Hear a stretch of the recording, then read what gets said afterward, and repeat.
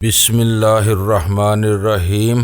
گمنام ہیرو کے معزز ناظرین، السلام علیکم۔ آئیے چلتے ہیں کہانی کی طرف۔ قاصد کے آ جانے کے بعد وہ واپس لوٹنے کا عندیہ دے تو تم میری تجویز پیش کر دینا۔ میں محسوس کر رہی ہوں کہ یہ لوگ اندر سے اتنے سیدھے اور مخلص نہیں ہیں جتنا بننے کی کوشش کرتے ہیں۔ ان کی نیت میں کہیں نہ کہیں کوئی نہ کوئی کھوٹ ضرور موجود ہے۔ ہمیں کوئی بڑا خطرہ مول لیے بغیر خوش اسلوبی کے ساتھ یہاں سے نکل بھاگنے کی فکر کرنی چاہیے۔ تم یہ باتیں کس بنا پر کہہ رہی ہو؟ میں نے حیران ہو کر پوچھا۔ بس چھٹی حص کہہ لو۔ میں نے اس کی آواز سے فوراً ہی بھانپ لیا کہ وہ مجھ سے کوئی بات چھپانے کی کوشش کر رہی تھی۔ میرے زور ڈالنے پر اسے زبان کھولنی ہی پڑ گئی۔ میں اب بھی کہتی ہوں کہ خدا کے لیے میرے خدشات غلط ثابت ہوں، لیکن موجودہ حالات میں اپنے مشاہدے کو نظر انداز نہیں کر سکتی۔ جب سبقت اللہ نے ویرا کو خلعت اور انعام سے نوازا تھا تو میں نے لمحہ بھر کے لیے اس کی آنکھوں میں عجیب سی حیوانی چمک دیکھی تھی، ایسی چمک جو بے بس شکار کو اپنی دسترس میں پا کر بلی کی آنکھوں میں نمودار ہوتی ہے۔ میں اسی وقت سے خیر کی دعائیں مانگ رہی ہوں، مگر میں نے اپنی زبان بند رکھی ہوئی تھی۔ تم خود کو بتاؤ کہ اس حالت میں ان شنگاریوں پر آنکھیں بند کر کے اعتماد کیسے کر سکتی ہوں؟ غزالہ کی وہ باتیں سن کر میرے بدن میں سنسنی سی سرایت کر گئی۔ مجھے بے اختیار سردار سبقت اللہ کی وہ حریصانہ باتیں یاد آ گئیں جو اس نے تخلیے میں ویرا کے بارے میں کی تھی۔ میں نے اپنے ساتھیوں کو سرسری انداز میں ان باتوں سے آگاہ کر دیا تھا، یہ جان لینے کے بعد کہ ویرا کے وطن میں اس کا کوئی بوائے فرینڈ اس کی واپسی کا منتظر تھا۔ سبقت اللہ نے ویرا یا فرزانہ کی ذات میں دلچسپی لینے کا یہ سلسلہ ترک کر دیا تھا، اور اس بات نے ان تینوں کو مطمئن کر دیا تھا کہ ویرا ان لوگوں کے کسی جور و ستم کا نشانہ نہیں بنائی جائے گی۔ لیکن غزالہ نے چند گھنٹے قبل کے مشاہدے کا ذکر چھیڑ کے اس خطرے کو ایک مرتبہ پھر تازہ کر دیا تھا۔ مجھے محسوس ہو رہا ہے کہ سبقت اللہ کسی لومڑی کی طرح چلاک اور مکار ہے۔ غزالہ نے چند ثانیوں کے پرتشویش توقف کے بعد اپنی بات جاری رکھتے ہوئے کہا، اس نے تم سے اپنی خواہش کا اظہار کیا، تم نے خوبصورتی سے ایک عدد بوائے فرینڈ کا مفروضہ گڑ لیا اور اس نے فوراً ہی اپنی روایتی غیرت و حمیت کی بنیاد پر پسپائی اختیار کر لی۔ ان تمام باتوں نے ویرا کو مطمئن کر دیا ہے۔ شاید اسے خطرے کا ادراک بھی نہ ہو، مگر میری چھٹی حص کسی انجانے خطرے سے خبردار کر رہی ہے۔ تم یقین کرو کہ اس وقت ویرا نے خلعت و انعام لیتے ہوئے پوری توجہ سے سبقت اللہ کی آنکھوں میں جھانک لیا ہوتا تو سب کچھ چھوڑ چھاڑ کر وہاں سے بغڈٹ بھاگ لی ہوتی۔ مجھے امید نہیں تھی کہ سبقت اللہ ہمارے ساتھ کوئی کمینگی دکھائے گا، میں نے غزالہ کے قریب ہو کر مشفقانہ لہجے میں کہا، لیکن پھر بھی ہم محتاط رہیں گے۔ میں کوشش کروں گا کہ ان لوگوں سے کسی ہیلے بہانے سے ایک دو ہتھیار اور ان کے راؤنڈز حاصل کر لیے جائیں تاکہ برے وقت میں ہم اپنی حفاظت آپ ہی کر سکیں۔ اگر ان کے ارادے خطرناک ہیں تو یہ کسی قیمت پر ہمیں مسلح نہیں کریں گے۔ قندوز خان نے بات کرنے کے بعد ہی صورتحال واضح ہو سکے گی۔ میں نے اسے دلاسا دیتے ہوئے کہا، جب تک ہم سرحد پار نہیں کر لیتے ہمیں 24 گھنٹے چوکنا رہنا ہوگا۔ رات میں بھی ہم چاروں باری باری جاگ کر پہرا دیں گے تاکہ بے خبری میں نہ مارے جائیں۔ ہم میں سے ہر ایک کو اپنی 2 گھنٹے کی نیند کی قربانی دینی پڑے گی۔ میرا خیال ہے اس طرح ہم کسی بھی امکانی خطرے کا مؤثر سدباب کر لیں گے۔ غزالہ نے کچھ کہنے کے لیے منہ کھولا، لیکن گاڑیوں کی طرف دیکھ کر فوراً ہی خاموش ہو گئی۔ ادھر سے ویرا سلطان شاہ کے ساتھ تیزی سے ہماری طرف چلی آ رہی تھی۔ خدا خیر کرے، میں آہستہ سے بڑبڑایا، ان دونوں کے تیور اچھے نہیں ہیں۔ غزالہ بے ساختہ ہنس پڑی، یہ جب بھی ایک جگہ جمع ہوتے ہیں تو ایک دوسرے کی ٹانگ کھینچنے کی گھات میں لگے رہتے ہیں۔ اس وقت ان کی رفتار سے ظاہر ہو رہا ہے کہ انہیں اپنا تنازع حل کرنے کے لیے کسی تیسرے فریق کی اشد ضرورت آن پڑی ہے۔ دونوں ہی کے منہ سوجے ہوئے تھے۔ تم نے کچھ سنا؟ سلطان شاہ نے دور ہی سے اونچی اور ہیجان امیز آواز میں کہا۔ تم ہی کو سنانا پڑے گا، غزالہ نے ہنستے ہوئے کہا۔ تم دونوں کی آوازیں ہم تک نہیں آ رہی تھی۔ ہم دونوں پر لعنت بھیجو، ویرا چڑچڑے لہجے میں بولی۔ ہر وقت ہماری ہی نگرانی کرتی رہتی ہو۔ ہم اوپر سے آنے والی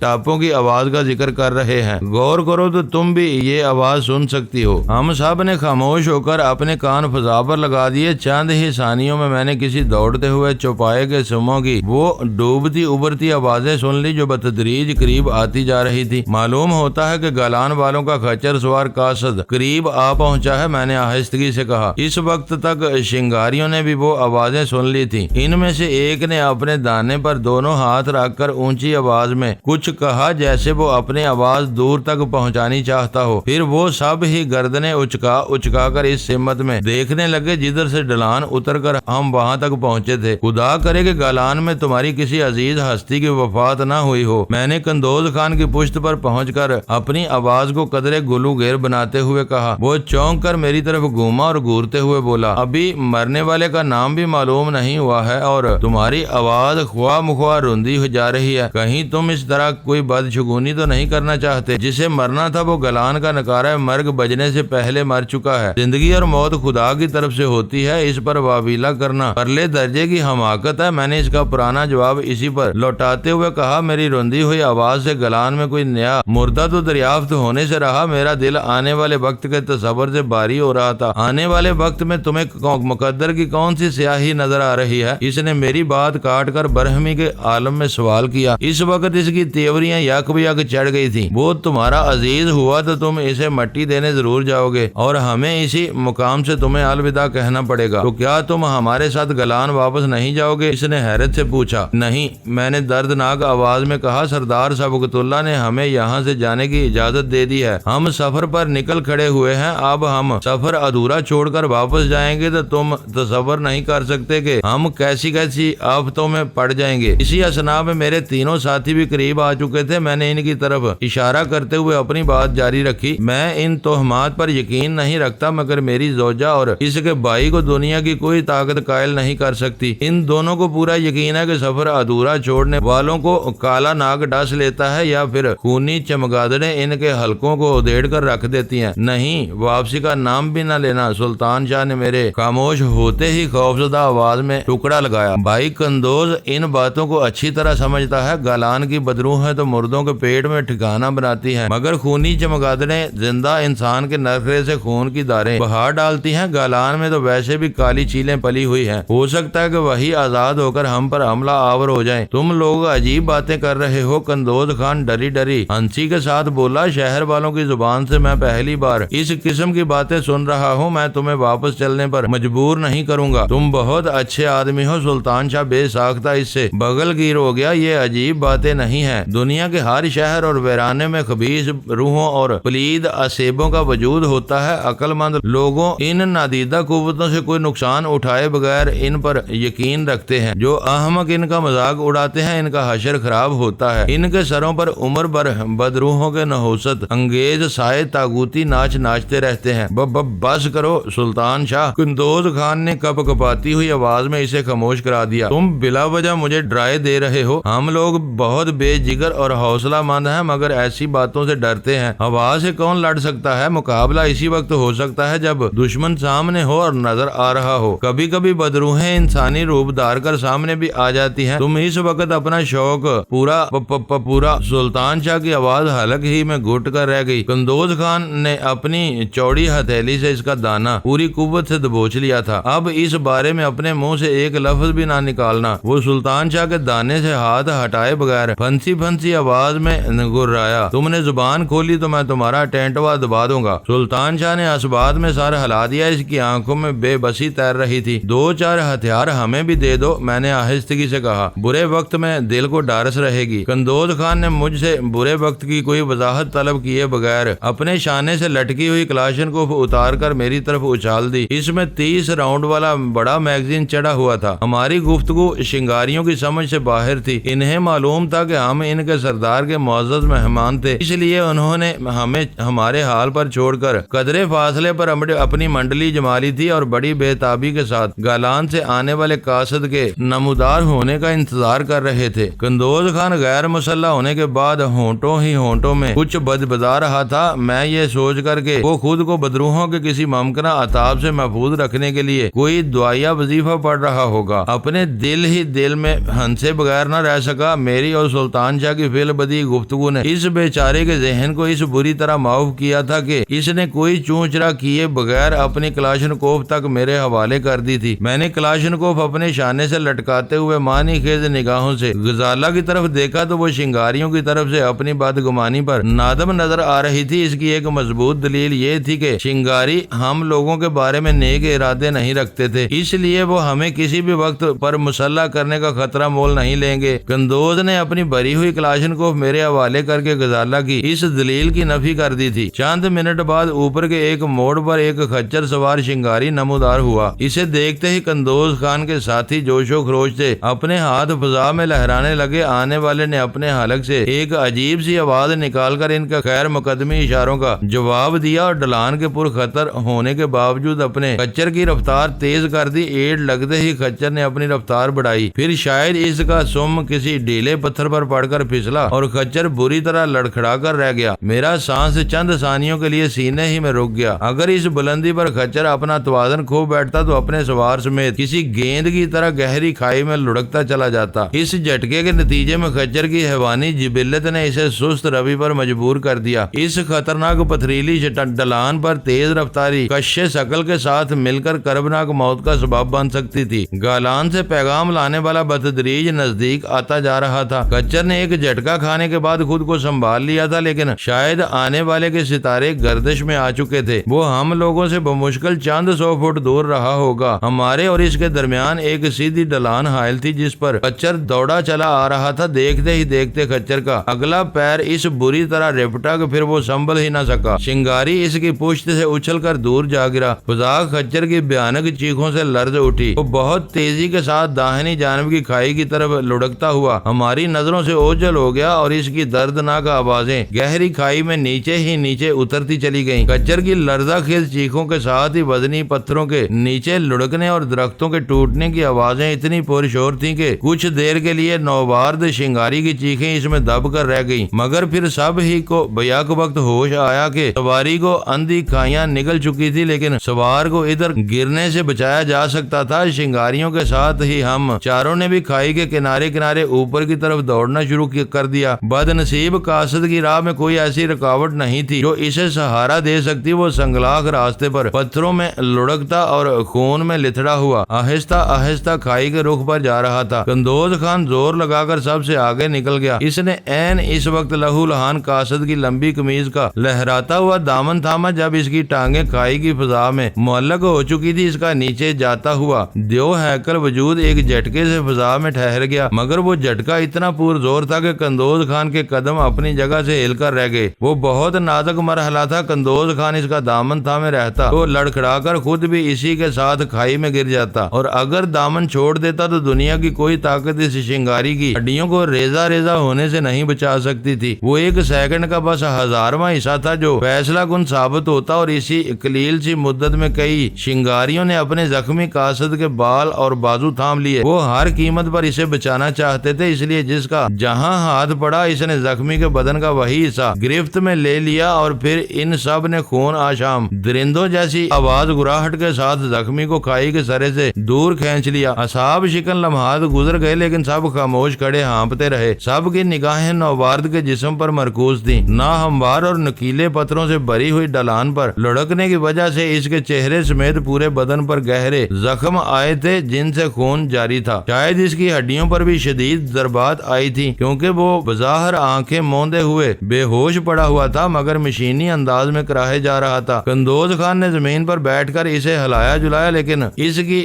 بے ہوشی دور کرنے میں کامیاب نہیں ہو سکا۔ آخرکار اس نے اپنے آدمیوں کی طرف مڑ کر مقامی بولی میں کچھ کہا، اور وہ شنگاری دوڑتے ہوئے جیپوں کی طرف اترتے چلے گئے۔ بقیہ آدمی وہیں رک کر زخمی کو ہوش میں لانے کی کوشش کرنے لگے۔ میرے لیے وہ صورتحال تشویشناک اور مایوس کن تھی۔ زخمی قاصد سے تمام تر انسانی ہمدردی ہونے کے باوجود میرے دل میں شدت سے یہ آرزو مچل رہی تھی کہ اسے مرنا ہو تو وہ ضرور مر جائے، لیکن قدرت اسے اتنی مہلت ضرور دے دے کہ وہ گالان سے لائے ہوئے پیغام قندوز خان کو سنا سکے۔ وہ پیغام دیے بغیر موت کی دلدلوں میں اتر جاتا تو ہمیں لامحدود قندوز خان کے ساتھ گالان کی طرف جانا پڑتا، اور ایک بار وہاں پہنچنے کے بعد کچھ نہیں کہا جا سکتا تھا کہ سردار سبقت اللہ کب ہمیں دوبارہ واپسی کی اجازت دے گا۔ دونوں جیپیں اس مقام پر آنے تک بھی بے ہوش شنگاری کو ہوش نہیں آ سکا۔ آخرکار قندوز خان نے اپنے ساتھیوں کو کوئی ہدایت دی۔ وہ مل کر اسے زمین سے اٹھا رہے تھے تو وہ ہماری طرف مڑ کر افسردہ آواز میں بولا، ہمارے سامنے واپسی کے علاوہ کوئی چارہ نہیں ہے۔ ہمیں کچھ نہیں معلوم کہ گالان میں کس کی موت ہوئی ہے۔ قاصد خبر سنانے سے پہلے ہی بری طرح زخمی ہو کر بے ہوش ہو چکا ہے، اس کی جان بچانے کے لیے طبی امداد بہت ضروری ہے، ہم فوراً گالان کی طرف لوٹ رہے ہیں۔ میں نے کچھ کہنے کے لیے لب کھولے ہی تھے کہ زخمی کو اٹھانے والے شنگاریوں کی طرف سے ایک گلگلہ بلند ہوا۔ معلوم ہوا کہ بے ہوش قاصد ہوش میں آ چکا تھا اور قندوز خان سے بات کرنے کا خواہاں تھا۔ قندوز خان لپک کر اس جیپ کے قریب پہنچ گیا جس کے عقبی حصے میں زخمی کو ڈالا گیا تھا۔ بند آہنی باڈی والی جیپ کے عقبی حصے میں زیادہ جگہ نہیں تھی، وہاں شنگاریوں کی بھیڑ لگی ہوئی تھی۔ ہم چاروں صبر اور اطمینان سے الگ کھڑے وہ تماشا دیکھتے رہے۔ شنگاری خاموش تھے، ان کی غیر فطری خاموشی سے فضا بوجھل اور سنسنی خیز ہو گئی تھی۔ پھر اس سکوت میں زخمی قاصد کی اٹکی اٹکی اور مجروح آواز ابھرنے لگی۔ میں نے اس کے ہر لفظ پر کان جمائے ہوئے تھے، ہر چند کے اس کی زبان میرے لیے ناقابل فہم نہیں تھی، لیکن پھر بھی میں نے اس کے ٹوٹتے ہوئے سانسوں سے ابھرتے ہوئے جنت گل کے الفاظ سن لیے۔ جو کچھ ہوا تھا اس کا جنت گل کی ذات سے کوئی نہ کوئی تعلق ضرور تھا۔ سرکشی اور بغاوت جنت گل کی سرشست میں داخل تھی۔ اس نے جرگے کے دوران میں بھی کسی کا لحاظ کیے بغیر ایک شنگاری کو اپنی آتش انتقام کا نشانہ بنا ڈالا تھا۔ مجھے پہلا خیال یہی آیا کہ شاید جنت گل نے اشتعال کے عالم میں کسی شنگاری کو موت کے گھاٹ اتار دیا تھا۔ میرا ذہن اسی ضدی اور منہ زور لڑکی کی ذات میں الجھ گیا۔ اپنے مخصوص پس منظر کی وجہ سے اس کا کردار بہت الجھا ہوا تھا۔ وہ اپنے وجود کی تمام تر دل فریبی اور رعنائی کے باوجود طریقے ثانی کو کسی بھی وقت متحیر کر دینے کی منفی صلاحیتوں سے مالا مال تھی۔ اگر اس نے بادرانیوں کی تحویل میں پہنچتے ہی کسی کو جان سے مار ڈالا تھا تو اس کا مستقبل غیر یقینی ہو چکا تھا۔ سردار سبقت اللہ کی اسے بہو بنانے کی خواہش اپنی جگہ پر تھی، لیکن ایک قاتل کے لیے شنگارا ویلی کا تعزیری قانون یقیناً سخت رہا ہوگا۔ ارسلہ خان کی منقوہہ کے طور پر نامزدگی کے بعد جنت گل غیر نہیں رہی تھی، مقامی ہو گئی تھی۔ مجھے بتایا گیا تھا کہ جب بھی ظالم اور مظلوم دونوں مقامی ہوں تو وادی کا جرگہ عموماً انصاف سے کام لیتا ہے۔ کیا جنت گل کو قتل کر کے جرم میں سزائے موت سنائی جائے گی؟ میرے ذہن پر وہ سوال رہ کر تھوڑے برسانے لگا۔ میں نہ جانے کتنی دیر تک ان ہی خیالوں میں ڈوبا رہا۔ میں اس وقت بری طرح چونکا جب شنگاریوں نے یک بے یک بلند آواز میں انا للہ و انا الیہ راجعون کے قرآنی الفاظ ادا کیے۔ کیا وہ مر گیا؟ میں نے خاص طور پر کسی کو مخاطب کیے بغیر اضطرار کے عالم میں پوچھا۔ قندوز خان دل گرفتہ انداز میں ہماری طرف گھوما۔ اس کی آنکھوں میں سارے جہان کا کرب سمٹ آیا تھا۔ اس نے سرد اور گمبھیر آواز میں کہا، ہاں فرشتہ گل کی روح قبض انتری سے پرواز کر چکی ہے۔ اس کا دل اپنے فرض کی ادائیگی میں اٹکا ہوا تھا۔ جنت گل کی خودکشی کی خبر سنانے کے بعد وہ سکون سے مر گیا۔ ہم سب کے لیے خبر ایک صدمے سے کم نہیں تھی۔ ہم چاروں نے ہی بیک آواز سوال کیا، کیا جنت گل نے خودکشی کر لی؟ پھر میں نے اپنی بات جاری رکھتے ہوئے پوچھا، یہ واقعہ کب اور کیسے ہوا؟ اس نے زرافے کی گردن جیسی پہاڑی سے نیچے درے میں کود کر جان دے دی، قندوز خان نے متاسفانہ لہجے میں کہا۔ گالان سے نکارہ بجا کر اسی کی موت کا اعلان کیا گیا تھا۔ فرشتہ گل اس سے زیادہ کچھ نہیں بتا سکا۔ موت نے بہت بے رحمی کے ساتھ اسے ہم سے چھین لیا ہے۔ وہ اپنے فرض کی ادائیگی کرتے ہوئے مارا گیا ہے۔ خدا اسے شہادت کا رتبہ عطا کرے۔ سلطان شاہ نے دعائیہ انداز میں اپنے دونوں ہاتھ اٹھا کر ہمدردانہ لہجے میں کہا، اور قندوز خان آمین کہہ کر رہ گیا۔ وہ بہت عجیب اور پیچیدہ موڑ تھا۔ چند منٹ پہلے تک فرشتہ گل کی جان بچانے کے لیے گالان کی طرف واپسی ناگزیر ہو گئی تھی، لیکن جنت گل کی خودکشی کی خبر ملتے اور پھر فرشتہ گل کی موت کے بعد صورتحال اکثر تبدیل ہو کر رہ گئی تھی۔ اب معاملہ دو میتوں کی تدفین میں شرکت تک محدود ہو کر رہ گیا تھا۔ دونوں مرنے والوں میں سے کوئی بھی اتنا اہم نہیں تھا کہ اس کے جنازے میں شرکت لازمی ہوتی۔ ہم لوگ واپس لوٹتے یا نہ لوٹتے، ان دونوں کی تدفین ہر حال میں اپنے وقت پر ہونی تھی۔ بات صرف اتنی سی تھی کہ فرشتہ گل کی لاش کو اس ویران مقام سے گالان تک لے جانا تھا اور یہ فرض قندوز خان کے ساتھی سر انجام دے سکتے تھے۔ پھر اب کیا ارادہ ہے؟ میں نے وقت ضائع کرنے کے بجائے قندوز خان سے سوال کر ڈالا۔ واپسی؟ اس نے پرتشویش نظروں سے میری طرف دیکھتے ہوئے کہا، فرشتہ گل کی لاش کو گالان پہنچانا ہے۔ یہاں مرنے والوں کی مٹی میں ہر مرد شریک ہوتا ہے، تدفین تک ہمیں رکنا ہوگا۔ ٹھیک ہے، میں نے براہ راست اس کی آنکھوں میں دیکھتے ہوئے فیصلہ کن لہجے میں کہا، فی امان اللہ، تم لوگ ایک گاڑی لے جاؤ، دوسری جیپ کی چابی ہمیں دے دو تاکہ ہم اپنا سفر جاری رکھ سکیں۔ تم گالان نہیں چلو گے؟ اس نے حیرت اور بے اعتباری سے پوچھا۔ نہیں، میں نے اسے دو ٹوک جواب دیا، میں تمہیں بتا ہی چکا ہوں کہ سفر کو ادھورا چھوڑنے سے بہت بڑی اور تباہ کن بدشگونی۔ خاموش رہو۔ وہ حلق پھاڑ کر ہذیانی انداز میں اس بری طرح چیخا کہ اس کے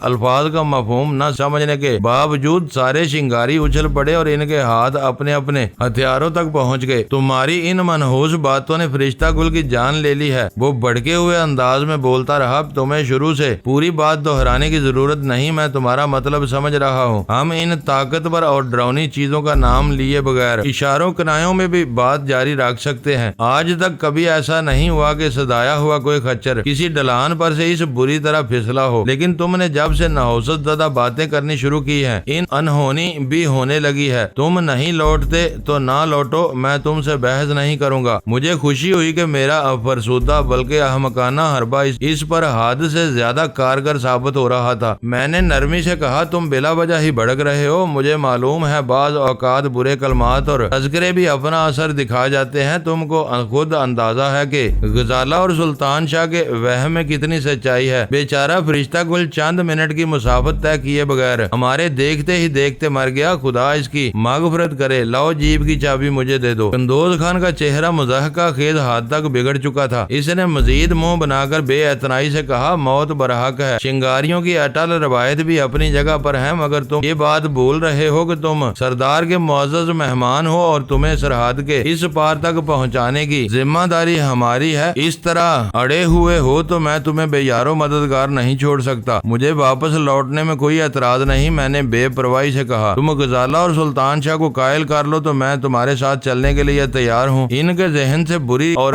کالی چیزوں کا خوف دور ہونا چاہیے۔ بس اس نے ہاتھ اٹھا کر بے تابی سے مجھے خاموش کر دیا۔ میں اس بارے میں مزید ایک لفظ بھی نہیں سننا چاہتا۔ اگر تم لوگ اپنی ضد پر اڑے ہوئے ہو تو میرے آدمی ایک گاڑی میں فرشتہ گل کی لاش واپس لے جائیں گے، میں تمہارے ساتھ چلوں گا۔ وہ اپنے آدمیوں کو وہاں سے واپس روانہ کرنے میں مصروف ہو گیا اور ہم چاروں وقت گزارنے کے لیے ایک ایک طرف بیٹھ گئے۔ جنت گل کی خودکشی کی خبر ویسے تو ہر ایک کے لیے حیرت ناک ثابت ہوئی تھی، لیکن غزالہ اور ویرا نے اسے اطلاع کا کچھ زیادہ ہی اثر لیا تھا۔ ان کی دانست میں جنت گل امنگوں اور ولولوں سے بھرپور زندگی گزارنے والی لڑکی تھی اور ہر قیمت پر حالات سے مقابلہ کر کے اپنا راستہ بنانے کا حوصلہ رکھتی تھی۔ اس سے یہ توقع تو کی جا سکتی تھی کہ وہ بادرانیوں کی تحویل میں جانے کے بعد اپنی مار داڑ اور دیگر حرکتوں سے ان کی زندگیاں اجیرن بنا دیتی، لیکن یہ سوچا بھی نہیں جا سکتا تھا کہ وہ سردار سبقت اللہ کے فیصلے سے مایوس اور دل برداشتہ ہو کر اپنی زندگی کا خاتمہ کر لے گی۔ اس کی خودکشی کا دوسرا پہلو زیادہ اثر انگیز تھا۔ سردار سبقت اللہ کو یہ گمانڈ تھا کہ وہ طاقت کے زور پر سردار پائندہ گل کی ناجائز بیٹی کو ارسلہ خان کی بیوی بنا کر اپنے بادرانی قبیلے کو شنگارا ویلی کی تاریخ کا ایک انوکھا اعزاز عطا کرے گا، مگر جنت گل نے اپنی جان قربان کر کے اس کا وہ جبر تسلیم کرنے سے انکار کر دیا تھا۔ وہ اپنی جان پر کھیل گئی تھی، لیکن اس نے کسی بادرانی کی بیوی بننا گوارا نہیں کیا۔ اس کی جگہ کوئی اور بے حوصلہ لڑکی ہوتی تو چند روز تک رونے دھونے کے بعد حالات سے سمجھوتا کر لیتی اور ساری عمر کے لیے بادرانیوں کی افزائش نسل میں مصروف ہو جاتی۔ اس اعتبار سے جنت گل نے خطرناک پہاڑی سے نیچے چھلانگ لگا کر سردار سبقت اللہ کے گھنونے منصوبے کو بری طرح ناکام بنا دیا تھا۔ میرا خیال ہے کہ اس کی خودکشی میں سبقت اللہ کے فیصلے سے زیادہ گالان میں رونما ہونے والے خونی انقلاب کا دخل ہے۔ باتوں باتوں میں سلطان شاہ نے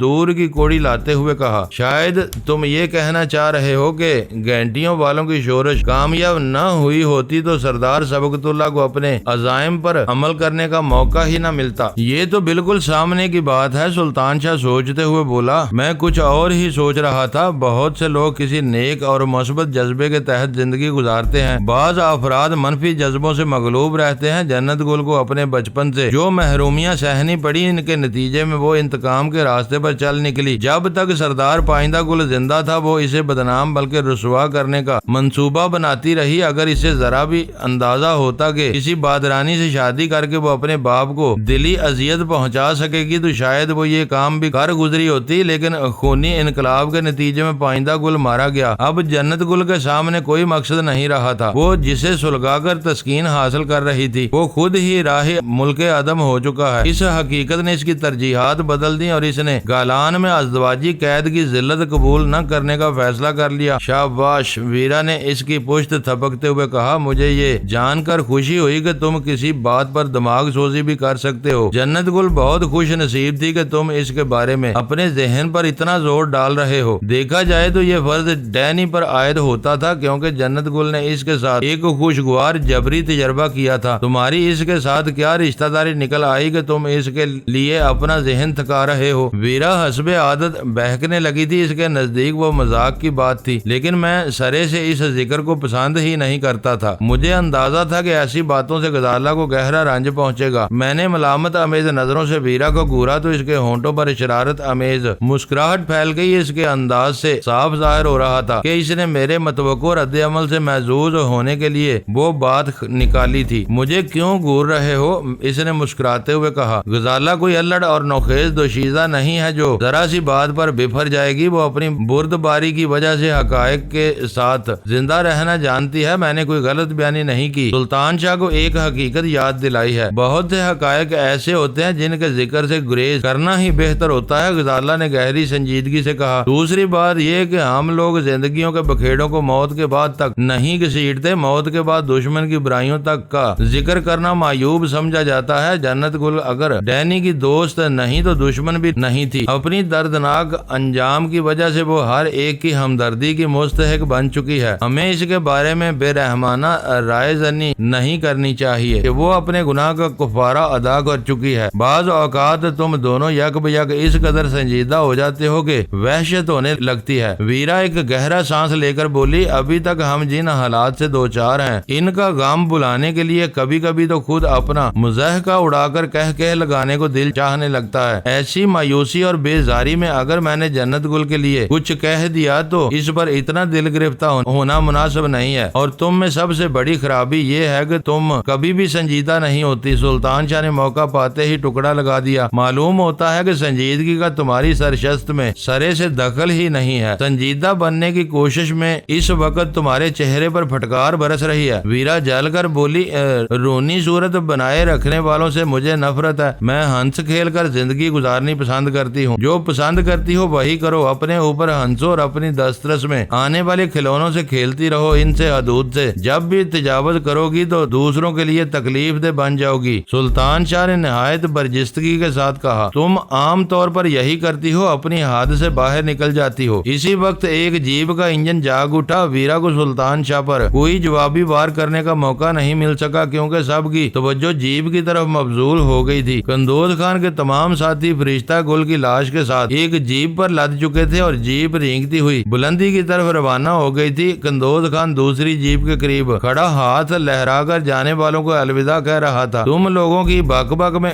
مجھ سے ایک چوک ہو گئی، میں نے متاسفانہ لہجے میں کہا۔ وہ کیا؟ غزالہ نے چونک کر پوچھا۔ میرے لہجے نے اسے پریشان کر دیا تھا۔ مجھے اپنے مقصد میں کامیابی ضرور حاصل ہو گئی ہے کہ قندوز خان ہمیں گالان واپس لے جانے کی بجائے چیخا سرائے کی طرف لے جائے گا، لیکن میرے پاس صرف ایک کلاشنکوف ہے۔ اگر مجھے خیال رہتا تو واپس جانے والوں کے ہتھیار ہماری تحویل میں آ سکتے تھے، لیکن قندوز خان بہت چالاک نکلا۔ سلطان شاہ بولا، اپنی کلاشنکوف تمہارے حوالے کرنے کے بعد وہ غیر مسلح ہو گیا تھا، لیکن اس وقت اس کا شانہ خالی نہیں ہے، وہ دوبارہ مسلح ہو چکا ہے۔ میں نے اس کی طرف دھیان ہی نہیں دیا تھا۔ اس کے توجہ دلانے پر پلٹ کر دیکھا تو ایک رائفل کے کندھے سے جھول رہی تھی۔ ان افغان قبائلیوں کے نزدیک ہتھیار مرد کا زیور تصور کیے جاتے تھے۔ قندوز خان نے افراتفری کے اس عالم میں بھی اپنے مردانہ تزئین کو نظر انداز نہیں کیا تھا۔ ہم چاروں اس کے قریب پہنچے تو وہ اپنی محویت سے چونک کر ہماری طرف متوجہ ہو گیا۔ میں نے وہی کیا جو تم چاہتے تھے، اس نے پیش بندی کے طور پر مدافعانہ انداز میں کہا۔ وہ لوگ فرشتہ گل کی لاش گالان کے لیے لے گئے ہیں، میں تمہیں آگے لے جاؤں گا، لیکن اب نحوست کی کوئی بات منہ سے نہ نکالنا۔ ان کے چلے جانے کے بعد میں اکیلا رہ گیا ہوں۔ مجھ پر کوئی مصیبت نازل ہوئی تو یہ یاد رکھنا کہ تم زندگی بھر ان پہاڑوں سے سر ٹکراتے رہ جاؤ گے، لیکن کبھی بھی چیخا سرائے نہیں پہنچ سکو گے۔ یہاں ایک جیسے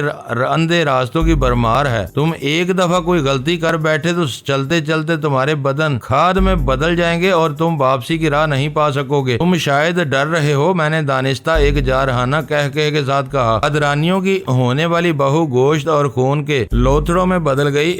فرشتہ گل خاکو خون میں نہا کر فرشتہ اجل کی گود میں جا بیٹھا۔ تم سمجھ رہے ہو کہ اب تمہاری باری ہے، شاید اس لیے تم نے اپنے کسی ساتھی سے یہ رائفل لے لی ہے۔ مجھ سے الٹی سیدھی باتیں نہ کرو، وہ برہم ہو کر بولا۔ شنگاری شیروں کی طرح زندہ رہتے ہیں یا زندگی کے لیے لڑتے ہوئے بے خوفی سے مار جاتے ہیں؟ میں کسی حرامی سے ڈروں گا؟ اور یہ رائفل میں نے صرف اپنے لیے ہی نہیں لی ہے، واپس جانے والوں کے ہتھیار اور میگزین خالی جیب میں رکھے ہوئے ہیں تاکہ تم چاروں کے بدن سورماؤں کی طرح سج سکیں۔ ان علاقوں میں ہتھیار صرف مرنے مارنے کے لیے ہی استعمال نہیں ہوتے، ان سے انسان کی شان بڑھتی ہے۔ مرد کے پہلو میں ہتھیار نہ ہو تو وہ نامرد معلوم ہوتا ہے۔ مجھے یہ جان کر تحیر امیز خوشی ہوئی کہ اس نے ہم چاروں کو پوری طرح ہتھیار بند کرنے کا بندوبست کیا ہوا تھا، لیکن وہ ایک نازک موقع تھا۔ اپنے ساتھیوں کے چلے جانے کے بعد وہ اچانک ہی تنہائی کے احساس میں مبتلا ہو گیا تھا۔ اس کے ذہن پر ارواح خبیثہ کی دہشت طاری تھی۔ یہ ضروری تھا کہ اس کے ذہن پر طاری ہونے والے دباؤ کو اس حد تک بڑھا دیا جائے کہ وہ پورے سفر میں ہم پر بالادستی قائم کرنے کے بارے میں سوچ نہ سکے اور بے چونچ راہ ہماری بحفاظت واپسی کے پروگرام پر عمل کرتا رہے۔ میں نے اپنی خوشی کو چھپاتے ہوئے خشک لہجے میں کہا، پہلے تم نے اپنے اکیلے رہ جانے کی بات کی اور اب لڑ مار جانے کی دھمکی دے رہے ہو۔ دوسری طرف ہمیں مسلح کرنے کا بندوبست بھی کر چکے ہو۔ کہیں ایسا تو نہیں کہ فرشتہ گل کو سسک کر مرتے ہوئے دیکھ کر تمہارا دماغ چل گیا ہو؟ اوے ڈینی خان، وہ غضبناک ہو کر گرایا، مجھ سے ہوش میں رہ کر بات کرو۔ میں سردار سبقت اللہ کا داہنا بازو ہوں۔ یہ نہ سمجھنا کہ تم چاروں کے مقابلے میں اکیلا رہ گیا ہوں۔ قسم قرآن کی، اگر میرا دماغ پھر گیا تو تم چاروں کو جہنم میں بھی مجھ سے پناہ نہیں مل سکے گی۔ میں اپنے دشمنوں کو مارتا کم اور گھسیٹتا زیادہ ہوں تاکہ ان کے حشر سے دوسرے دشمن عبرت حاصل کر سکیں۔ اس کی برہمی کو دیکھتے ہوئے میں فوراً ہی ہنس دیا اور بولا، تم میں سب سے بڑی خرابی یہ ہے کہ تم ذرا سی بات پر بھڑک اٹھتے ہو۔ میں اپنی اور تمہاری بات نہیں کر رہا تھا۔ میرا خیال ہے تم بھی ان کالی اور بری چیزوں سے دہشت زدہ ہو جن سے غزالہ اور سلطان شاہ کو ڈر لگ رہا ہے۔ اسی خوف کی وجہ سے تمہارے ذہن میں ہمارے بارے میں برے خیالات آ رہے ہیں۔ ہم سیدھے سادے جنتی لوگ ہیں۔ میرے خاموش ہوتے ہی سلطان شاہ بول پڑا، اول تو ہمارا اور تمہارا کوئی جھگڑا نہیں ہے۔ اگر کبھی کوئی غلط فہمی پیدا ہو بھی گئی تو ہم جہنم میں تمہارے ساتھ نہیں آ سکیں گے کیونکہ ہمارا ٹھکانہ جنت میں ہوگا۔ تم ان فضولیات پر سر کھپانے کی بجائے روانگی کی فکر کرو۔ گالان میں ہم نے تمہارے ساتھ کوئی برائی نہیں کی۔ وہ اپنا سر جھٹکتے ہوئے بولا، سردار سبقت اللہ نے تمہیں عزت و انعام سے نواز کر رخصت کیا ہے۔ ہمارے درمیان کوئی بدگمانی پیدا ہونے کا کوئی امکان نہیں ہے۔ اس وقت میں نے صرف تمہاری دلجوئی کی خاطر جنت گل اور فرشتہ گل کے جنازوں میں شرکت کا ارادہ ترک کیا ہے۔ تم کو میرے اس جذبے کی قدر کرنی چاہیے۔ میں ایک گاڑی تمہارے سپرد کر کے واپس چل دیتا تو تم کسی حالت میں چیخا سرائے تک نہیں پہنچ سکتے تھے۔ اجنبیوں کے حق میں یہ پہاڑ اور پہاڑی راستے بہت بے رحم اور غدار ہیں۔ ایک بار راستے کا سراغ کھو دینے کے بعد تم شاید گالان بھی نہیں لوٹ پاتے۔ اگر تم واپسی پر تل ہی جاتے تو ہمیں ان خطرات سے واقف ہوتے ہوئے بھی اپنے طور پر سفر جاری رکھنے کا خطرہ مول لینا پڑتا۔ اب میں تو ان توہمات کا ذکر، میری بات ادھوری رہ گئی۔ وہ میری بات کاٹ کر مضطربانہ لہجے میں بولا، مجھے سب معلوم ہے۔ چلو جیپ کے پچھلے حصے سے اپنے ہتھیار سنبھالو تاکہ ہم چیخا سرائے کی طرف روانہ ہو سکیں۔ واپسی کے سفر میں کم وقت لگتا ہے لیکن پھر بھی ہمیں جلد از جلد روانہ ہو جانا چاہیے۔ اس وقت تک واپس جانے والی گاڑی ان پہاڑوں کے پرپیچ راستوں میں گم ہو چکی تھی، البتہ اس کے انجن کی دم توڑتی ہوئی موہوم سی بادگشت فضا میں سنائی دے رہی تھی۔ میرے ذہن میں بس ایک ہی خیال جمع ہوا تھا کہ ہم لوگوں کو گالان سے جلد از جلد اتنی دور نکل جانا چاہیے کہ گالان والے نکارے پر ضرب لگا کر سینک پھونک کر یا کسی اور ذریعے سے قندوز خان کو صوتی اشاروں کی صورت میں کوئی پیغام پہنچانے میں کامیاب نہ ہو سکے۔ ایک تجربے سے گزرنے کے بعد میں سفر میں کسی دوسری رکاوٹ کا سامنا نہیں کرنا چاہتا تھا۔ معزز ناظرین، لائک کریں، شیئر کریں اور کمنٹس باکس میں پاک آرمی زندہ باد، پاکستان پائندہ باد کا نعرہ ضرور درج کر کے اپنے ملک پر فخر کریں اور پاکستان کی بنیادیں مضبوط کرنے میں اپنا کردار ادا کریں۔ ویڈیو دیکھنے کا شکریہ۔ معزز ناظرین، اپنا خیال رکھیے گا اور ہمارے چینل کا بھی۔